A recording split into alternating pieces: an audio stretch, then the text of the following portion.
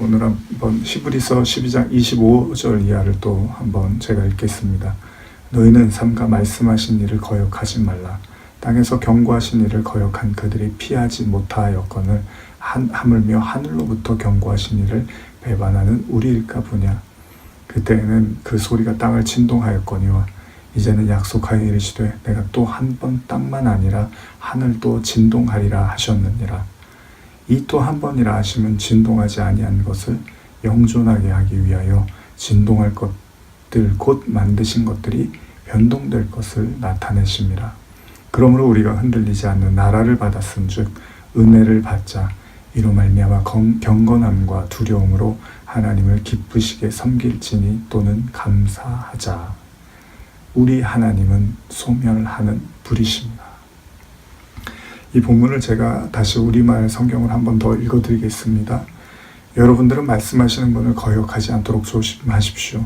만일 땅에서 경고하신 분을 거역한 그들이 피하지 못하였다면 하물며 우리가 하늘로부터 경고하시는 분을 배척하고 어찌 피할 수 있겠습니까? 그때는 음성이 땅을 흔들었지만 이제는 그분이 약속해 말씀하셨습니다.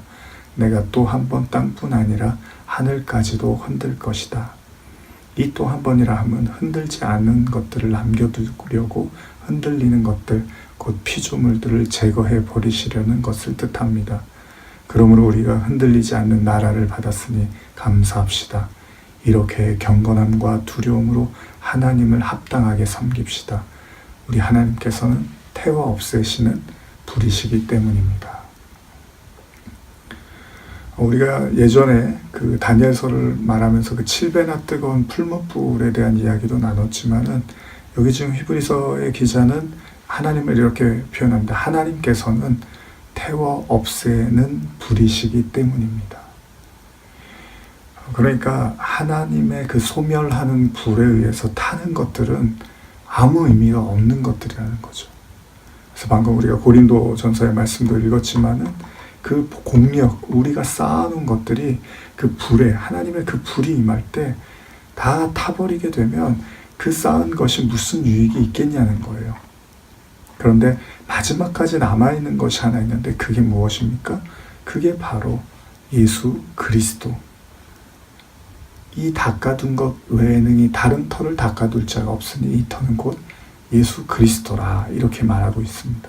그러니까 하나님이 우리에게 주시고자 하는 유업, 오늘 히브리서에 방금 읽은 이 말씀처럼 하나님이 여기 지금 다시 한번 말씀을 제가 읽어드리면 히브리서 12장 26절이옵니다. 우리말로 다시 한번 읽어드리겠습니다. 그때는 그 음성이 땅을 흔들었지만 이제는 그분이 약속해 말씀하셨습니다. 내가 또 한 번 땅뿐 아니라 하늘까지도 흔들 것이다. 이 또 한 번이라 하면 흔들리지 않은 것들을 남겨두려고 흔들리는 것들, 곧 피조물들을 제거해 버리시려는 것을 뜻합니다. 그러므로 우리가 흔들리지 않는 나라를 받았으니 감사합시다. 그러니까 우리가 이 말씀을 읽으면서 우리가 한 가지 명확하게 기억할 수 있는 것이 무엇입니까? 하나님이 우리에게 주시는 나라는 흔들리지 않는 나라라는 거죠. 심판은 무엇입니까? 하나님의 말씀, 그러니까 하나님의 불과 같은 그 말씀이 우리가 그 말씀에 의해서 정련되어지고 마치 우리가 그 용광로에 타 들어가지만 우리의 육신적인 것, 우리의 율법적인 것, 우리의 행위, 우리의 어떤 인위적인 모든 것들은 다 흔들려서 다 태워지지만 절대 우리 안에 흔들리지 않는 그것, 하나님은 그것을 위해서 우리에게 연단을 주시고 우리에게 가르침을 주신다는 것입니다.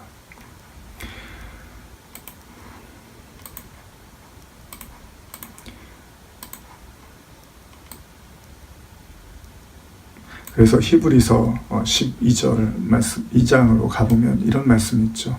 이러므로 우리에게 구름같이 둘러싼 허다한 증인들이 있으니 모든 무거운 것과 얽매이기 쉬운 죄를 벗어버리고 인내로서 우리 앞에 당한 경주를 하며 믿음의 주여 또 온전케 하시는 예수를 바라보자. 그는 그 앞에 있는 기쁨을 위하여 십자가를 참으사 부끄러움을 개의치 아니하시더니 하나님 보좌 우편에 앉으셨느니라. 너희가 피곤하여 낙심하지 않기 위하여 죄인들이 이같이 자기에게 거역한 일을 참으신 일을 생각하라. 너희가 죄와 싸우되 아직 피 흘리기까지는 대항하지 아니하고. 여기서 피 흘리기라는 것이 뭐 너무 열심히 싸워서 피를 흘렸다 이런 것이 아니라, 피를 흘린다는 것은 죽음을 내포하고 있는 거잖아요. 그러니까 우리가 그 죄를 통해서, 그 싸움을 통해서 우리가 반드시 피를 흘리는 죽음을 거쳐야 된다는 거죠. 근데 그 죽음은, 그 피는 누구로 말미암은 피입니까? 예수 그리스도. 그러니까 예수님이 이미 십자가에서 그 피를 흘리셨잖아요. 그러면 그 보혈이 나를 씻는 보혈이 되기 위해선 우리도 반드시 그리스도와 함께 십자가에 죽어야 한다는 거죠. 그래서 히브리서 10장 5절에 또 아들들에게 권하는 것까지, 우리를 아들들이라고 합니다. 너희에게 경면하신 말씀도 잊었도다. 일렀을 때 내 아들아 주의 징계하심을 경히 여기지 말며 그에게 꾸지름을 받을 때 낙심하지 말라. 주께서 그 사랑하시는 자를 징계하시고 그가 받아들이는 아들마다 채찍질 하십니다. 우리를 아들이라고 표현을 합니다. 너희가 참음은 징계를 받기 위함이라. 하나님의 아들과 같이 너희를 대우하신다니 어찌 아버지가 징계하지 않는 아들이 있으리요. 자, 이 징계를 우리가 받아야 됩니다. 예수님이 징계를 받으셨잖아요. 하나님의 아들로서 예수님이 징계를 받으셨는데 그 십자가가 우리의 십자가가 돼야 된다는 거죠. 그럴 때 우리가 아들이 되는 것이고 우리가 그리스도의 그 은혜를 동일하게 누리게 되는 거죠. 그래서 주님과 함께 죽고 주님과 함께 다시 살아나는 이 과정, 그리고 하늘에 오르셨다고 하잖아요, 주님이.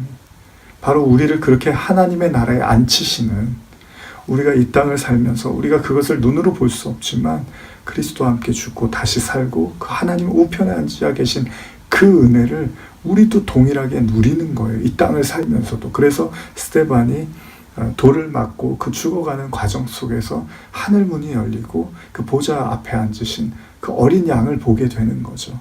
바로 그리고 그렇게 앉아있는 그 자리가 우리의 또한 동일하게 하나님이 우리를 왕같은 제사장으로 불러주시는 동일한 은혜를 우리에게 주시겠다고 말씀하시는 것입니다.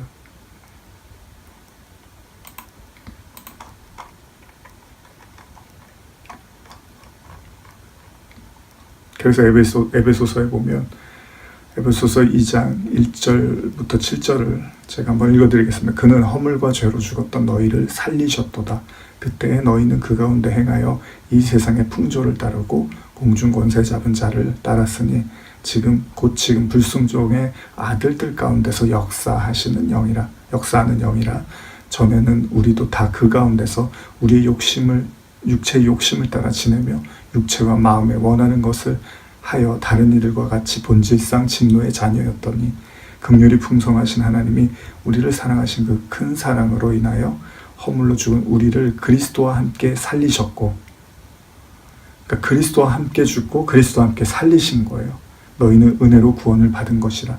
또 함께 일으키사 그리스도 예수 안에서 함께 하늘에 앉히시니 이는 그리스도 예수 안에서 우리에게 자비하심으로써 그 은혜의 지극히 풍성함을 오는 여러 세대에 나타나려 하십니다.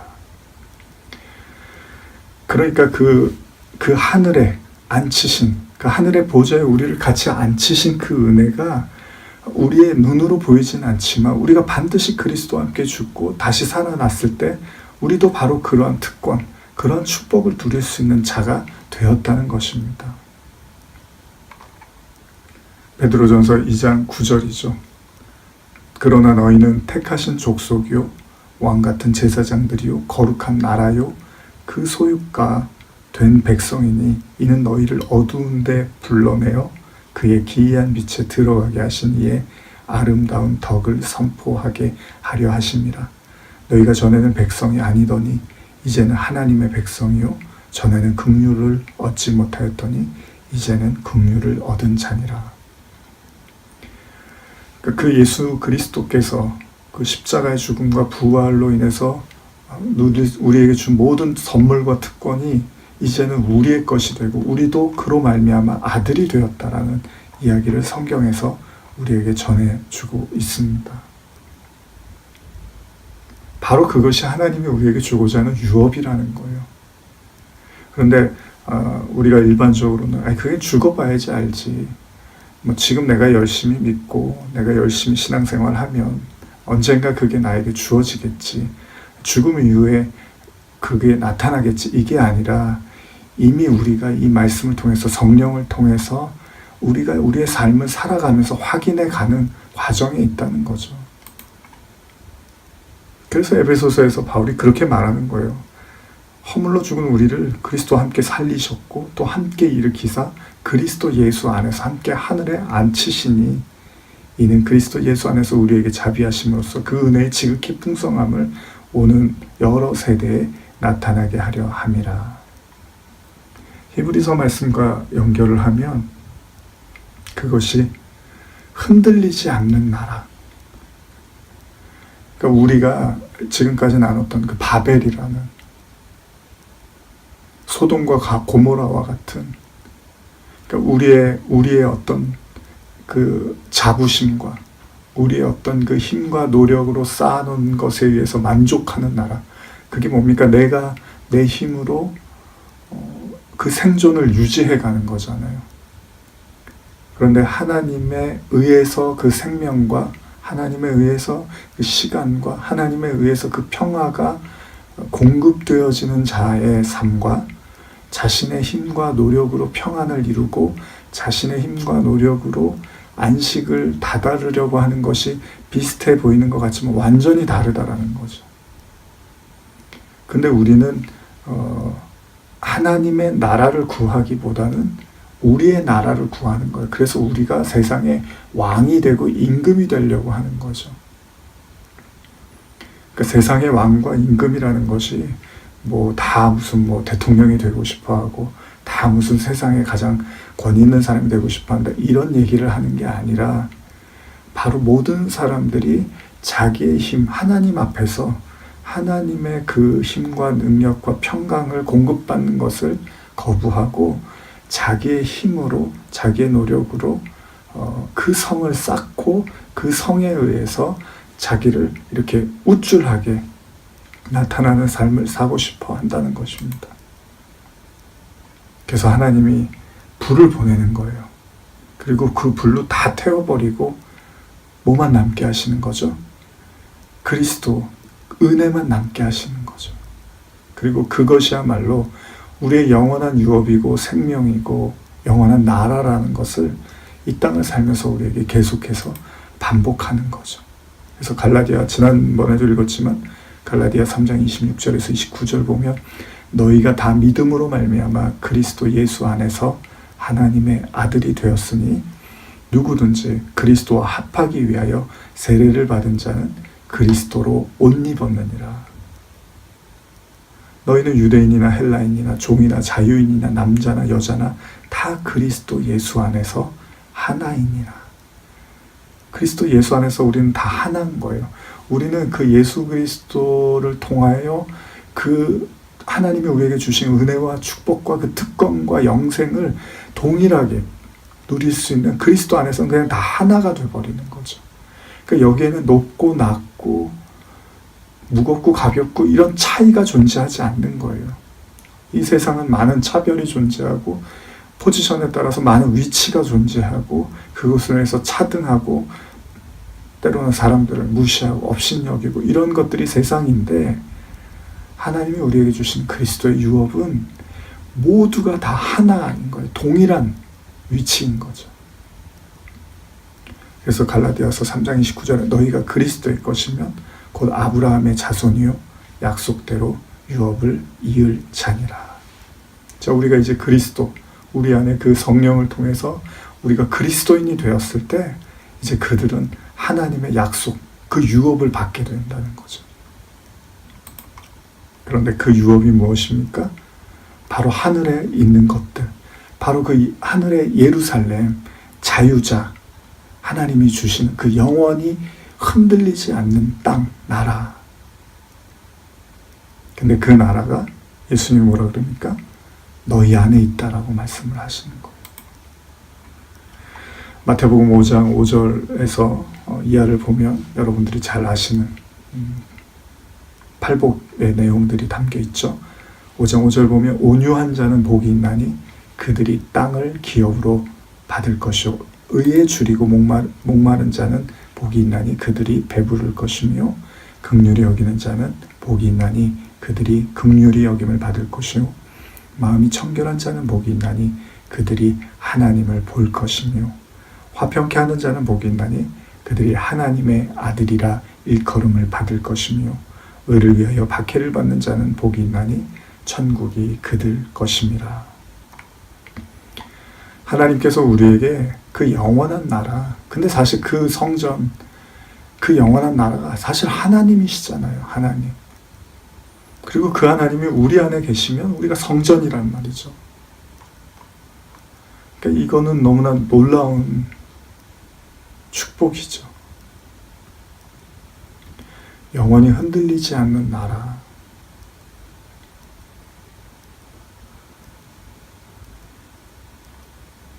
그래서 바리새인들이 천국이 어디 있습니까? 예수님 뭐라 그러십니까? 하나님의 나라는 눈으로 볼 수 있는 모습으로 오지 않는다.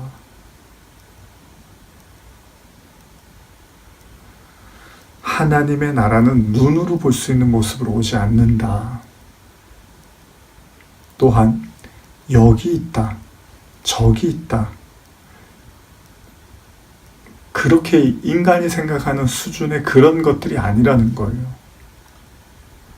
하나님 나라는 너의 안에 있기 때문이다.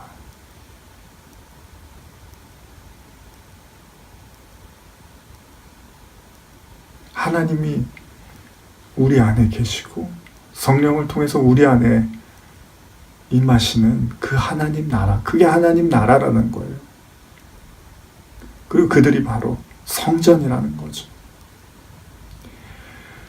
우리가 이 은혜, 이 진리, 이 말씀을 우리의 마음속에 간직하기 위해서 그동안 우리는 그 3번에 걸쳐서 무너짐에 대한 이야기를 계속했던 거죠. 반드시 무너져야 될 바벨, 반드시 무너져야 될 그 육신적 성전,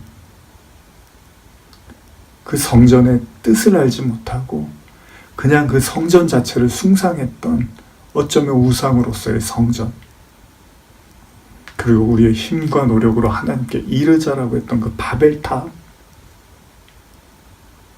그리고 이 세상의 것들을 모아서 평안을 이루고자 했던 그 어리석음, 이런 모든 우리의 거짓된 나라가 무너져야지만 하나님의 나라가 우리 안에 임할 수 있는 거죠.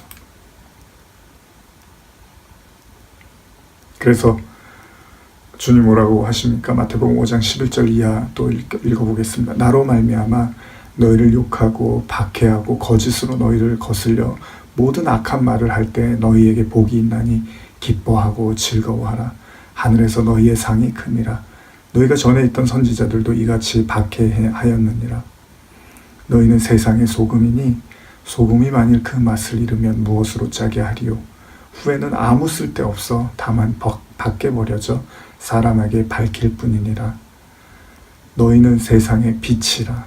산 위에 있는 동네가 숨겨지지 못할 것이요. 사람이 등불을 켜서 말 아래 두지 아니하고 등경 위에 두나니 이러므로 집안 모든 사람에게 비치느니라. 우리를 빛이라고 하시는 거죠. 왜요? 그 빛이 우리 안에 있으니까. 성령으로 우리에게 그 빛을 비추고 계시는 분이 하나님이시니까 바로 또 우리가 세상의 빛이라는 거예요. 별이라고도 이야기를 하는데요. 그렇게 우리가 빛을 비춰서 그 빛을 통하여 사람들에게 하나님의 살아계심과 그리고 하나님의 나라가 이 땅에 도래하고 우리 가운데 임하였음을 우리는 선포하는 거죠.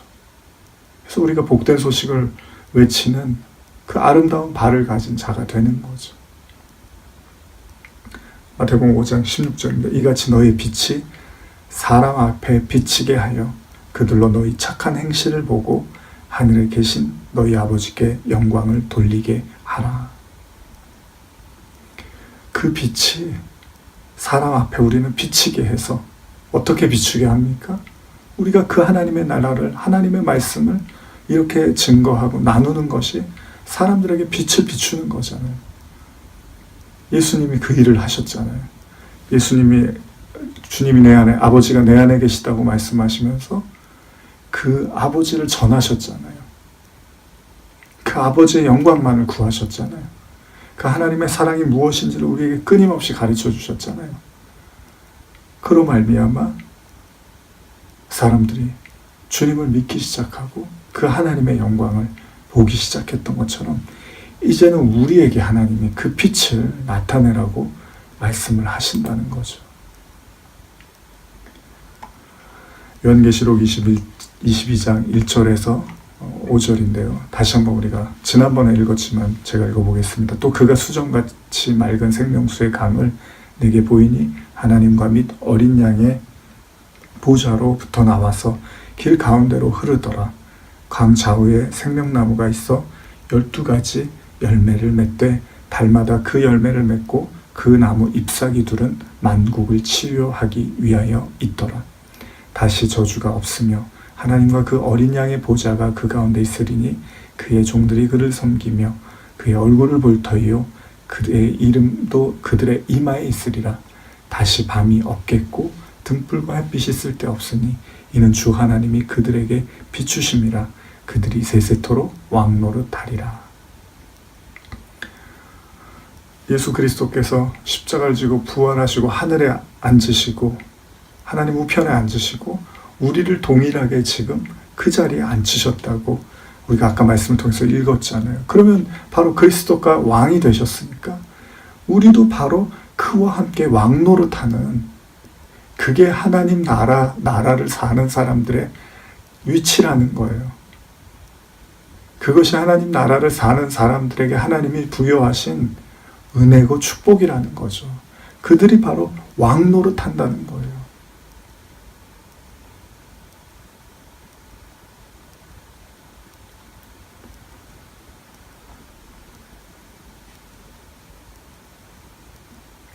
계시록 20장 4절 보면 또 내가 보좌들을 보니 거기에 앉은 자들이 있어 심판하는 권세를 받았더라.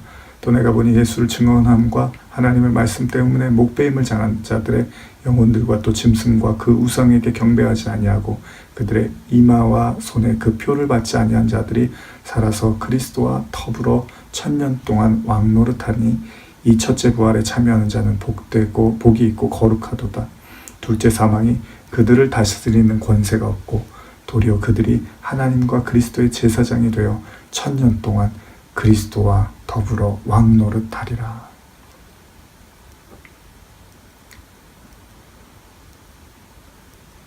그렇게 하나님의 나라를 우리가 소유할 때 우리가 이제 예수 그리스도와 함께 죽고 부활하는 그 바울의 고백처럼 이제 내가 산 것이 아니요 내 안에 그리스도가 살았다. 나는 그리스도 안에서 새로운 피조물이 되었다. 이제 이 바울이 이렇게 고백하는 이 바울처럼 우리 역시도 그리스도와 함께 다시 살아났을 때 이제 더 이상 사망이 우리에게는 무관한 것이 되는 거죠. 이 첫째 부활에 참여하는 자는 복이 있고 거룩하도다. 둘째 사망이 그들을 다스리는 권세가 없고 도리어 그들이 하나님과 그리스도의 제사장이 되어 1000년 동안 그리스도와 더불어 왕노릇하리라. 그들이 바로 이 세상의 왕이 되는 거예요. 그런데 그 세상의 임금이 아니라, 그러니까 탐욕과 탐심의 임금이 아니라 예수 그리스도를 통하여 그 하나님의 그 왕노릇을 할 수 있는 그러한 은혜와 자격을 우리에게 은혜로 주셨다는 것입니다. 그래서 베드로전서 2장 9절 아까도 계속 읽었지만 제가 반복하는 게 그 이유예요. 너희는 택하신 족속이요 왕같은 제사장이요 거룩한 나라요 그의 소유가 된 백성이니 이는 너희를 어두운 데서 불러내어 그 기이한 빛에 들어가게 하신 이의 아름다운 덕을 선포하게 하려 하십니다. 이 말씀 한 구절이 지금까지 제가 이야기한 모든 내용들의 어떤 결정체 같은 내용으로 담고 있는 거죠. 우리는 그런 자격이 없는 사람들인데 우리가 그리스도의 그 공로로 말미암아 그 죽음이 나의 죽음이 되었을 때, 그의 십자가가 내 십자가 됐을 때 이제 우리는 그리스도가 누리는 그 모든 특권과 영예를 동일하게 같이 누릴 수 있게 됐다라는 거죠. 그들이 바로 왕 노릇할 수 있는 하나님의 그 은총을 받은 자가 되는 거죠. 바로 저와 여러분들 모든 그리스도인들이 누릴 수 있는 특권과 기쁨이라는 것입니다. 그러면서 그 로마서 14장 17절에 이런 표현이 나오죠. 하나님의 나라는 먹는 것과 마시는 것이 아니요 오직 성령 안에 있는 의와 평강과 희락이라. 그렇습니다. 지난주에도 계속 말씀을 나눴지만 하나님의 나라라는 것이 우리는 어떤 여기 있다 저기 있다 눈으로 보이는 어떤 자꾸 그런 걸 생각을 하는데 바울이 그러는 거야. 오직 성령 안에 있는. 근데 그 성령이 어디 있어요? 우리 안에 있잖아요. 하나님은 우리에게 성령을 주셨잖아요. 성령을 보내주셨잖아요. 그 성령 안에 뭐가 있냐 하면 의와 평강과 희락. 그러니까 이 한 절의 말씀이 하나님 나라를 완전히 설명해주고 있는 거죠. 예수님이 하나님의 나라는 볼 수 있게 임하는 것도 아니고 여기 있다 저기 있다 하지도 말아라. 무슨 저기 우주 어디에 있거나 아니면 뭐 어떤 그 꿈 같은 어떤 동산을 생각하고 그런 게 아니라 하나님 나라는 너의 안에 있는데 너의 안에 있는 그게 뭐냐면 먹고 마시는 게 아니라 성령 안에 있는 의와 평강과 희락이라. 우리 안에 있는 성령, 그 성령 안에 있는 의와 평강과 희락. 그래서 예수님이 말씀을 전하실 때 가장 많이 하신 말씀 중에 하나가 걱정하지 마라, 염려하지 마라, 두려워하지 마라, 담대해라. 그리고 십자가 이후에 평강이 있을지어다로 계속 예수님이 그 말씀을 하는 거예요. 왜? 그리스도께서 바로 평강의 왕이시니까. 그래서 요한복음 20장 19절에 지금 말씀드린 것처럼 이날 곧 안식 후 첫날 저녁 때 제자들이 유대인들을 두려워하여 모인 곳에 문을 닫았더니 예수께서 오사 가운데 서서 이르시되 너희에게 평강이 있을지어다. 요한복음 20장 21절 예수께서 또 이르시되 너희에게 평강이 있을지어다. 아버지께서 나를 보내신 것 같이 나도 너희를 보내노라. 요한복음 20장 26절 여드레를 지나서 안식 후 첫날 그것도 여덟이죠. 또 여드레를 지나서 제자들이 다시 집 안에 있을 때 도마도 함께 있고 문들이 닫혔는데 예수께서 오사 가운데 서서 이르시되 너희에게 평강이 있을지어다 하시고 계속 예수님이 그 말씀을 반복을 하세요. 평강이 있을지어다.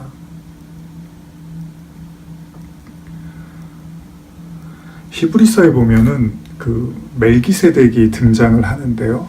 이 멜기세덱의 이야기를 잠깐 제가 한번 1절에서 4절까지 읽어보겠습니다. 이 멜기세덱은 살렘 왕이요 지극히 높으신 하나님의 제사장이라. 여러 왕을 쳐서 죽이고 돌아오는 아브라함을 만나 복을 빈 자라.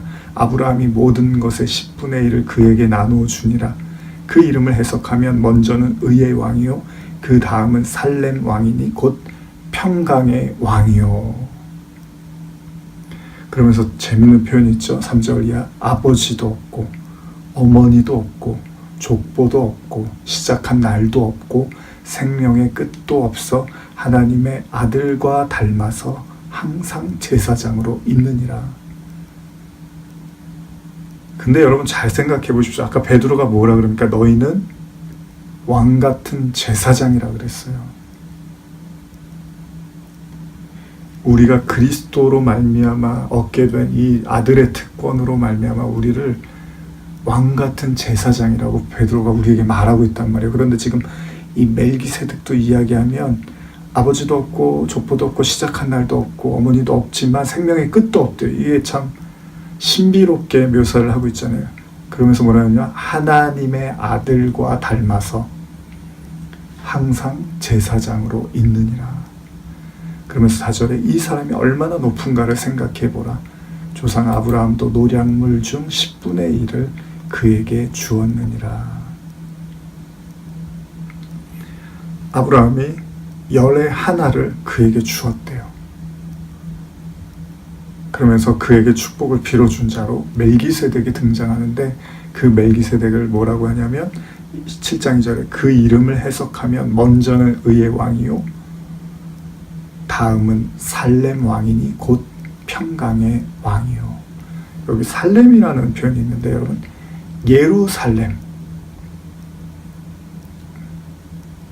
예루살렘의 뜻이 무엇입니까? 평화의 도시예요. 평강의 도시. 그러면 지금 이것이 멜기세덱이 어떤 지형적으로 우리가 살렘의 왕이라고도 이해할 수도 있겠지만, 아까 갈라디아서의 말씀에 보면은 이스마엘의 그 하가를 이야기할 때는 그 그냥 보여지는 땅을 얘기했어요. 땅으로서의 예루살렘으로, 지리적인. 그런데 위에 예루살렘이 있는데 그 위에 예루살렘은 바로 사라를 얘기하면서 자유자로서의 그 어머니를 이야기하죠. 그러면 지금 여기 살렘 왕이라는, 그 평강의 왕이라는 의미는 어떤 의미겠습니까? 바로 그 하나님의 나라, 바벨이 아닌 여리고성과 같은 무너져야 될 그 나라가 아니라 소돔과 고모라라든지 그렇게 무너져야 될 나라가 아니라 영원히 흔들리지 않는, 히브리서 아까 12장이었나요? 읽었던 영원히 어떤 하나님의 불이 달려들어도 흔들리지 않는 나라의 왕, 그 왕을 평강의 왕이라고. 그래서 여러분, 성전을 지을 때도 다윗은 그 하나님의 사랑을 입은 자잖아요. 그런데 하나님이 다윗에게 성전을 짓게 한 게 아니라 솔로몬 왕에게 성전을 짓게 하는데, 그 솔로몬의 이름도 평화예요. 평강이에요. 그러니까 하나님이 주고자 하는 성전도 결국은 그 평강을 내포하고 있었다고 볼 수도 있는 거죠. 솔로몬에 의해서 지어졌으니까. 샬롬이라는 의미가 담겨 있는 거죠. 그러니까 진정한 성전은 무엇입니까? 아까 그 성전이 뭐라 그랬죠? 우리 안에 있는, 성령 안에 있는 의와 평강과 희락이라는 거. 희락은 기쁨이잖아요. 그러니까 정말 우리 안에 넘치는 그 기쁨과 축복과 그 평안, 이것이 성전, 성령의 의미라면 그 성령이 우리 안에 계시면 우리가 성전이니까. 왜요? 이미 그 평강의 왕 그리스도께서 우리 안에 계시니까. 그래서 우리가 왕 같은 제사장이고 거룩한 나라라고 하는 거예요. 그건 하나님이 그리스도인들에게 주시는 유업이고 축복이라는 거예요. 그거를 여기 있다 저기 있다, 나중에 어떤 미래를 생각하고 죽음 이후에, 물론 우리가 그러나 우리가 그건 상상하고 알 수가 없어요. 우리의 어떤 이성과 우리의 생각으로 그런 것들을 우리가 그려낼 수는 없지만, 중요한 건 성령께서 우리 안에 거하실 때 우리가 바로 그 하나님의 성전으로서, 하나님의 나라로서 그 의와 평강과 희락을 누릴 수 있다는 거죠.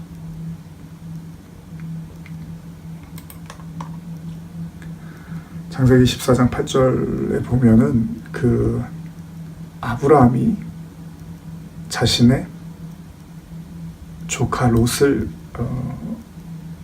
구해주는 그런 장면이 나오는데요. 제가 우리말 성경으로 한번 읽어드리겠습니다. 14장 8절 이하입니다. 그때 소돔 왕, 고모라 왕, 아드마 왕, 스보임 왕, 벨라 왕, 곧 소알 왕이 출전해 시딤 골짜기에서 전투를 벌였는데, 그 5 왕은 엘람 왕 그돌라오멜, 고임 왕 디달, 시날 왕 아무라벨, 벨라살 왕 아리옥, 이네양과 맞서서 싸웠습니다. 시딤 골짜기는 온통 역청구더기로 가득해서 소돔 왕과 고모라 왕이 도망칠 때 그 속에 빠졌고, 그 가운데 나머지는 산간지다로 도망쳤습니다. 내 왕이 소돔과 고모라의 모든 물건들과 양식을 다 빼앗아갔고, 또한 그들은 소돔에 살고 있는 아브라함의 조카 롯도 사로잡고 그의 재산까지 약탈해 갔습니다. 거기서 도망쳐 나온 한 사람이 히브리 사람 아브라함에게 가서 이 사실을 알렸습니다. 그때 아브라함은 아모리 사람 마므레의 큰 나무 숲 근처에 살고 있었는데, 마므레는 에스골과 아넬의 형제로서 이들 모두는 아브라함과 동맹을 맺고 있었습니다. 아브라함은 자기 조카가 포로로 잡혀갔다는 소식을 듣자 자기 집에서 훈련받은 사람 318명을 거느리고 단까지 쫓아갔습니다. 한밤중에 아브라함은 그의 종들을 나눠 그들을 공격해 쳐부셨습니다. 다메섹 북쪽에 있는 호바까지 그들을 추격해 모든 물건을 되찾고 그의 조카 롯과 롯의 소유뿐 아니라 부녀자들과 다른 사람들까지 모두 찾아왔습니다.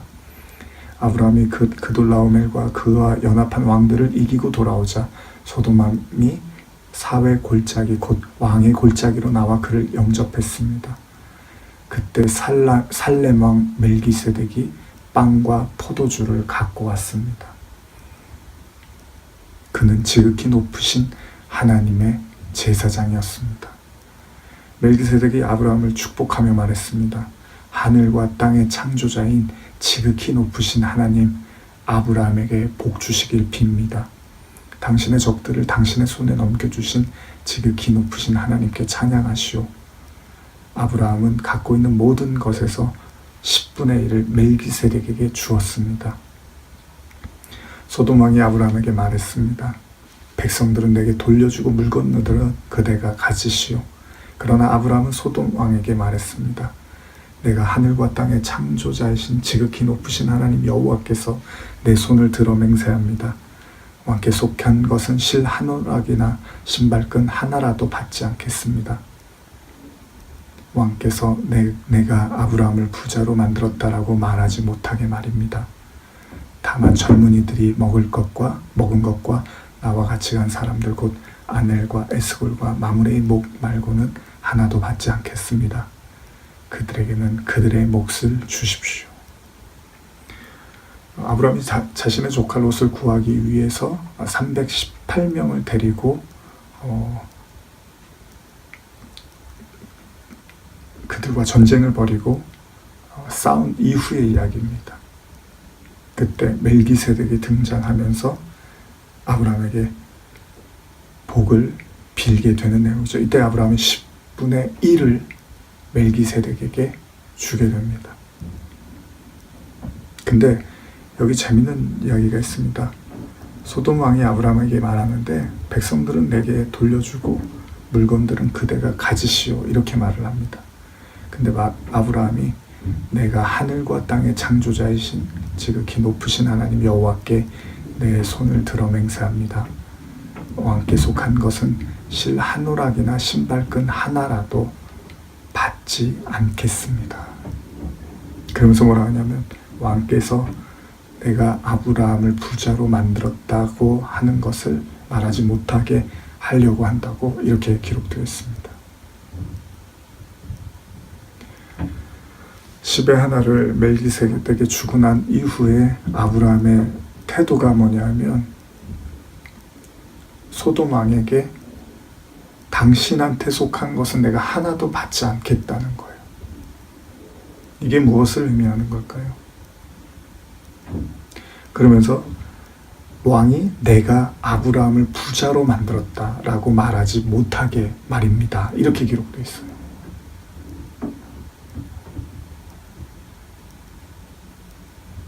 그러니까 결국 그 멜기세덱을 만난 아브라함, 그에게 10의 하나, 11조를 드리고 난 아브라함의 모습에 더 이상 그 세상의 왕으로부터 내 부와 내 어떤 그 평안을 누리지 않겠다라는 어떤 결단을 하는 모습입니다.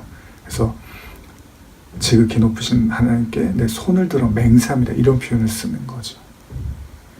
다시 말하면 그 조카 롯을 구하고 그 전쟁을 통해서 그 과정 속에서 아브라함이 이 세상의 모든 힘과 부와 명예는 하나님으로부터 오는 것이다라는 것을 살렘 왕, 평강의 왕, 의의 왕, 멜기세덱의 축복과 그 만남을 통해서 아브라함이 지금 이런 고백을 하고 있다는 것이죠. 그러니까 우리가 11조를 한다는 것도 사실은 그런 의미잖아요. 우리가 10의 하나를 하나님께 드림으로써 내게 주어진 모든 부와 내게 주어진 모든 어떤 그런 이익들은 사실은 하나님께로부터 온 것입니다 라는 것을 고백하는 거잖아요. 그렇다면 욥기의 이야기도 일리가 있네요. 욥이 그 모든 것을 다 잃고 나서 이렇게 고백하잖아요. 주시는 이도 하나님이시오, 가져가시는 이도 하나님이시오. 그리고 이 이야기를 또 연결해 보면 누가복음 12장 20절에 자기의 곡간을 늘려서 그의 모든 재물을 쌓으려고 했던 그가 깨달아야 할 바로 가장 중요한 덕목은 세상의 왕이, 바벨의 왕이 세상이 나에게 부를 주는 것이 아니라는 것을 고백해야 되는 것이죠. 거기에 평강이, 거기에 기쁨이, 거기에 평화가 있지 않다는 것을 고백하고 있는 거죠. 그래서 멜기세덱의 이름이 무엇입니까? 살렘 왕이라고 하죠. 평강의 왕. 근데 아까 의의 왕, 평강의 왕 이렇게 이제 멜기세덱을 표현을 하는데 우리가 아까 그리스도와 함께 죽고 그리스도의 그 은혜 가운데 참여하면 그리스도로 옷 입었다 그러죠. 근데 그 옷이 무슨 옷입니까? 의의 옷입니다. 의인의 옷입니다. 그러니까 그 의의 옷을 입은 자는 동일한 은혜를 누리게 되는데 그 은혜가 무엇입니까? 평강의 왕, 평화의 그 은혜를 우리 안에 누릴 수 있게 해 주시겠다는 것입니다. 멜기세덱이 한 번 더 등장하는 구약이 있는데 시편 110편입니다. 시편 110편 1절부터 7절인데요. 제가 우리말 성경으로 읽어드리겠습니다. 여호와께서 내 주에게 말씀하셨습니다. 내가 내 적을 내 발의 발판으로 삼을 때까지 내 오른쪽에 앉아있으라. 우리가 이미 시편 110편에 대한 말씀을 나눴었는데 여호와께서 1절만 제가 개역개정을 읽어드리겠습니다. 여호와께서 내 주에게 말씀하시기를 내가 내 원수들로 내 발판이 되게 하기까지 너는 내 오른쪽에 앉아 있으라 하셨도다. 자, 2절부터는 다시 우리말 성경을 읽어드리겠습니다. 여호와께서 시온에서 주의 힘의 지팡이를 내미시고 주의 적들 가운데서 다스리실 것입니다. 주께서 능력을 보이시는 날에 주의 백성들이 거룩한 아름다움을 차려입고 동트는 곳에서 기꺼이 나아올 것입니다.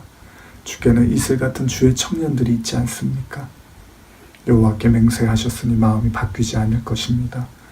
너는 멜기세덱의 계열을 따르는 영원한 제사장이다 하신 것입니다. 왕의 오른쪽에 계시는 주께서 그 진노의 날에 왕들을 치실 것입니다. 여러분 아까 아브라함이 318명을 데리고 그 왕들을 쳐서 롯을 구해오잖아요.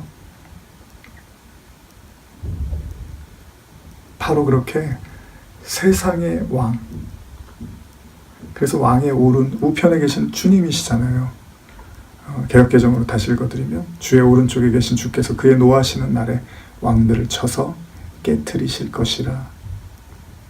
문나라를 심판하여 시체로 가득하게 하시고 여러 나라의 머리를 쳐서 깨트리시며 길가의 시냇물을 마심으로 그의 머리를 드시리로다.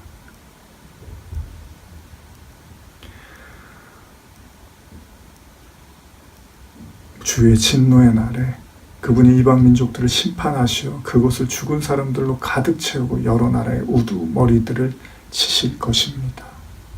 그분이 길가의 시냇물을 마시고 고개를 드실 것입니다.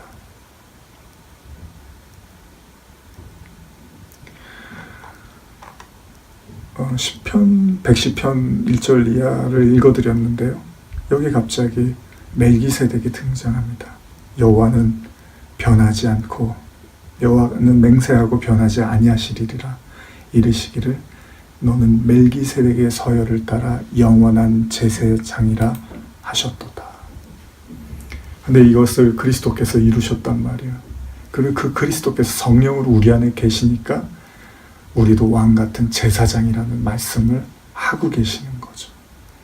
그건 단지 우리와 무관한 이야기가 아니라는 거죠. 그냥 우리가 우러러보고 존경해야 될 그런 대상이 아니라 이 모든 말씀의 축복이 바로 우리의 것이 되었다는 거예요.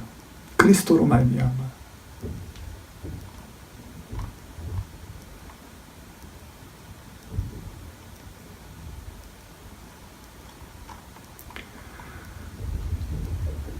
히브리서 5장 1절 이하를 읽어드리겠습니다. 대제사장마다 사람 가운데서 택한 자이므로 하나님께 속한 일에 사람을 위하여 예물과 속죄 않은 제사를 드리게 하나니 그가 무식하고 미혹된 자를 능히 용납할 수 있는 것은 자기도 연약에 휩싸여 있음이라. 그러므로 백성을 위하여 속죄제를 드림같이 또한 자신을 위하여도 드리는 것이 마땅하니라. 이 존귀는 아무도 스스로 취하지 못하고 오직 아론과 같이 하나님의 부르심을 받은 자여야 할 것이니라. 또한 이와 같이 그리스도께서 대제사장 되심도 스스로 영광을 취하심이 아니요 오직 말씀하시니가 그에게 이르시되 너는 내 아들이니 내가 오늘 너를 낳았다 하셨고 또한 이와 같이 다른 데서 말씀하시기를 내가 영원히 멜기세덱의 반차를 따르는 제사장이라 하셨으니 그는 육체에 계실 때 자기를 죽음에서 능히 구원하실 이에게 심한 통곡과 눈물로 간구와 소원을 올렸고 그의 경건하심으로 말미암아 들으심을 얻었느니라. 그가 아들이시면서도 받으신 고난으로 순종함을 배워서 얻었느니라. 순종함을 배워서 온전하게 되셨은즉 자기에게 순종하는 모든 자에게 영원한 구원의 근원이 되시고 하나님께 멜기세덱의 반차를 따른 대제사장이라 칭하심을 받으셨느니라. 멜기세덱에 관하여는 우리가 할 말이 많으나 너희가 듣는 것이 둔함으로 설명하기 어려우니라. 때가 오래되었으므로 너희가 마땅히 선생이 되었을 터인데 너희가 다시 하나님의 말씀에 초보에 대하여 누구에게서 가르침을 받아야 될 처지이니 단단한 음식은 못 먹고 젖이나 먹어야 할 자가 되었도다. 이는 젖을 먹는 자마다 어린아이니 의의 말씀을 경험하지 못한 자요 단단한 음식은 장성한 자의 것이니 그들은 지각을 사용함으로 연단을 받아 선악을 분별하는 자들이니라. 여기서도 그 예수님의 실체, 그러면서 뭐라고 말하면 그가 아들이면서도 받으신 고난으로 순종함을 배워서 온전하게 되었은즉 자기에게 순종하는 모든 자에게 영원한 구원의 근원이 되시고 하나님께 멜기세덱의 반차를 따른 대제사장이라 칭함을 받으셨느니라. 그 대제사장이라고 칭함을 받으신 그분이 우리 안에, 그리스도께서 우리 안에 계시기 때문에 이제 우리도 그 놀라운 은혜와 축복을 더불어 누리는 함께 왕노릇하는 자가 되었다는 사실을 우리는 기억해야 할 것입니다. 하나님이 우리에게 주시고자 하는 그 선물은 우리의 어떤 이성과 우리의 그 생각으로 그것을 넘어서는 어마어마한 것들이라는 것이죠.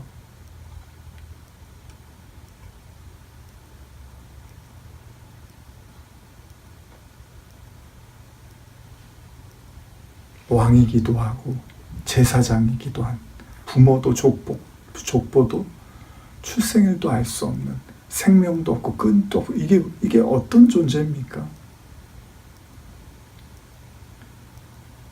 그런데 그 예수 그리스도께서 그 영원한 그 멜기세덱의 그 반차를 따르는 대제사장이라고 칭함을 받았으니까 그런데 그 은혜가 우리에게도 동일하게 임하였으며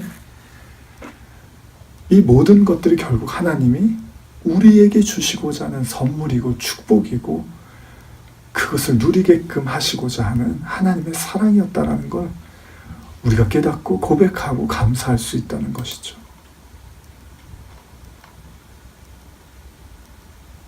결국 우리에게 주시고자 하는 바로 그 평강의 왕, 예루살렘, 샬롬, 살렘 왕, 아브라함의 고백처럼 11조를 드린 이후에 아브라함이 이 땅의 왕으로부터 어떤 것도 내가 취하지 않겠습니다. 다니엘이 그렇게 하잖아요. 느부갓네살 왕이 왕의 친미를 베푸니까 저는 그걸 거절하겠습니다. 왜냐하면 저의 복은 하나님으로부터 오는 겁니다. 그리고 그 하나님으로부터 오는 복을 누리는 자에게 그 평강, 걱정하지 않고 두려워하지 않는 삶을 하나님은 이 땅에서도 우리에게 그것을 원하신다는 거예요. 그러지 않으면 뭐하러 광야 40년을 이스라엘 백성을 그렇게 힘들게 고통스럽게 며칠이면 갈 땅을 왜 그걸 삥삥 돌려서 가나안 땅에 들어가게 하십니까? 가나안 땅을 들어가는 게 어려운 일이 아니었던 거잖아요. 여전히 그들이 애굽을 버리지 못했기 때문에 애굽이라는 바벨이라는 세상이라는 그 땅이 그들의 보화고 진주고 그들의 기쁨이었기 때문에 그렇게 해서 가나안 땅 들어가봤자 무슨 소용이 있습니까? 그러니까 천국의 모형으로서 가나안 땅을 우리에게 주셨다면 결국 하나님은 이 땅에서 우리를 씻어내고 말씀으로 우리를 씻어내서 성령과 말씀으로 우리를 씻겨낸 후에 하나님 나라에 우리를 들여보내시는 거니까 우리는 바로 이 땅에서 그 모형으로서 하나님의 나라를 경험하는 거죠. 잠시나마 우리의 그 내면에서 성령을 통해서 바로 이것이 생명수고 이것만이 평강이고 이것만이 영원한 삶을 가지고 있는 거구나. 그건 우리의 것이 아니구나. 우리의 힘으로 만들 수 있는 것들이 아니구나. 그 평강이라는 것은 하나님한테만 나오는 거구나. 인위적이고 거짓된 그런 평화에 내가 너무나 길들여져 있고 우리가 너무나 취해 있지만 진짜 평안이 왔을 때, 진짜 생명이 우리 안에도 들어왔을 때 이것들이 다 불에 타서 무너질 것임을 우리가 깨닫고 내어놓게 되는 거죠.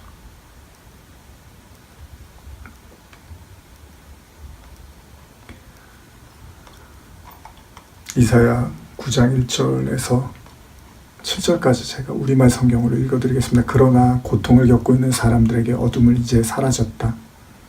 전에는 그가 스불론 땅과 납달리 땅이 모욕을 당하도록 내버려 두셨지만 이후로는 바닷길과 요단강 저편의 땅과 이방 사람들이 사는 갈릴리를 영광스럽게 하셨다. 어둠 속에서 걷던 백성이 큰 빛을 보았고 죽음의 그림자가 드리운 땅에 사는 사람들 위에 빛이 비춰졌다. 주께서 이 백성을 번성케 하였고 기쁨을 키워주셨습니다. 사람들이 추수할 때 기뻐하고 전리품 나눌 때 즐거워하듯이 그들이 주 앞에서 기뻐합니다. 그들을 짓누르던 멍에와 어깨를 내리치던 회초리와 압제자의 몽둥이를 미대안을 꺾으시던 날처럼 주께서 부셔버렸기 때문입니다. 쿵쿵거리며 짓밟았던 모든 군화와 피범벅이 된 모든 군복이 땔감으로 불에 타 사라졌기 때문입니다. 한 아이가 우리를 위하여 태어났다. 우리가 한 아들을 얻었다. 그의 어깨에는 주권이 있고 그의 이름은 기묘자, 모사, 전능하신 하나님, 영원하신 아버지, 평화의 왕이라 불릴 것이다. 그분의 넘치는 주권과 평화는 다윗의 보좌와 그의 왕국 위에 끝없이 펼쳐질 것이다. 지금부터 영원히 공평과 정의로 그것을 견고히 세울 것이다. 만군의 여호와의 열정이 이것을 이루리로다.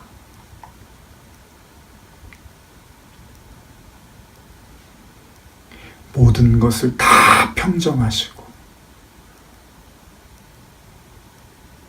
그 하나님의 그 은총을 우리에게 고스란히 예수 그리스도를 통해서 주시는 이 놀라운 축복, 그 이름은 기묘자, 모사, 전능하신 하나님, 영원하신 아버지, 평화의 왕. 여러분, 그분이 우리 안에 계셔요. 그분이 우리 안에 성령으로 함께하고 계세요. 그때 우리는 그 모든 축복을 누릴 수 있는 바로 그 복의 근원이 우리 안에 계시기 때문에 우리가 그 생명의 그 수를, 그 생명의 말씀을, 그 생명의 빛을 비추는 자가 되는 거예요. 이 엄청난 축복을 우리가 받은 자들이라는 거죠.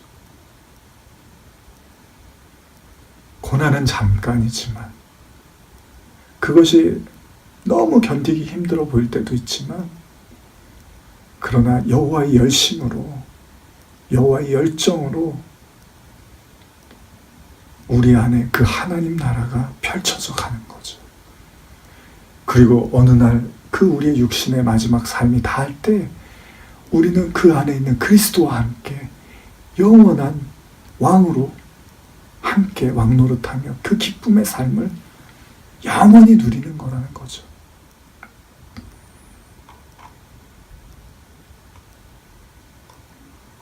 그분의 넘치는 주권과 평화는 다윗의 보좌와 그의 왕국 위에 끝없이 펼쳐질 것이다. 지금부터 영원히 공평과 정의로 그것을 견고히 세우실 것이다. 만군의 여호와의 열정이 이것을 이룰 것이다.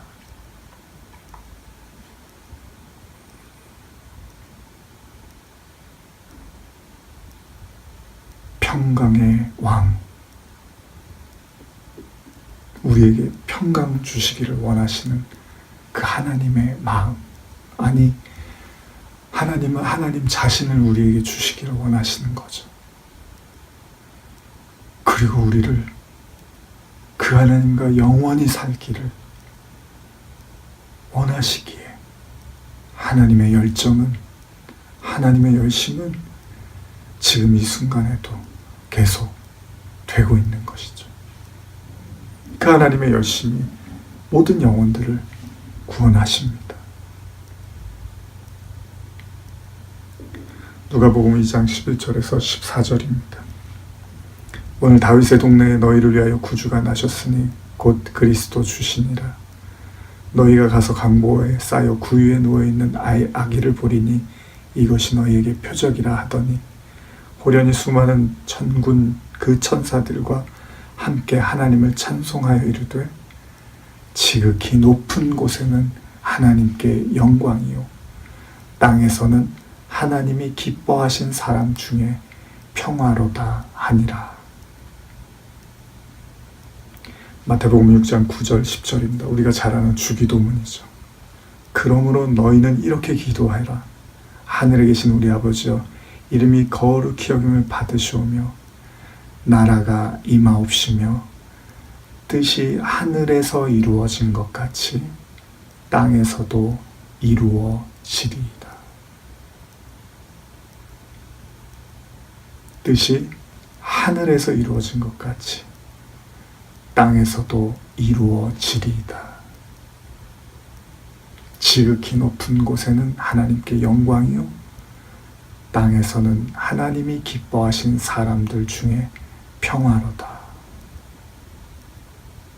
우리가 이 땅을 살아가는 목적, 뜻이 하늘에서 이루어진 것 같이 땅에서도 이루어지리이다. 우리의 모든 바벨이 무너지고 하나님의 나라가 성령으로 우리 안에 거할 때 하나님께서는 그 하나님의 나라의 의와 평강과 희락을 이 땅을 살면서도 하나님 나라를 살도록 인도하실 것입니다. 이 은혜와 축복이 모두에게 함께 하시길 간절히 기도합니다. 기도하시겠습니다. 하나님 감사합니다. 평강의 왕, 의의 왕, 당신만이 줄 수 있는 그 영원한 평강, 오늘 우리에게 주셨습니다. 우리 안에 주셨습니다.